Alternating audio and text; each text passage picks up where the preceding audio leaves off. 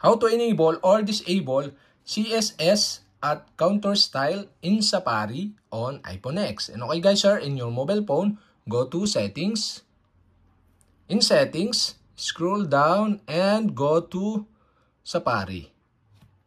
In Safari, scroll down again and below you can see the advanced. Okay, tap the advanced.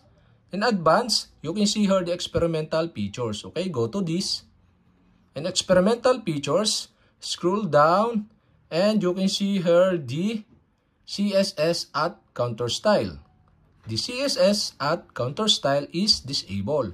To enable this, you'll have to do is switch on the switch button on the right side. And okay guys, we have successfully enabled. And to disable again, you'll have to do is switch off the switch button on the right side. And okay guys, we have successfully enabled or disabled CSS at counter style in Safari on iPhone X.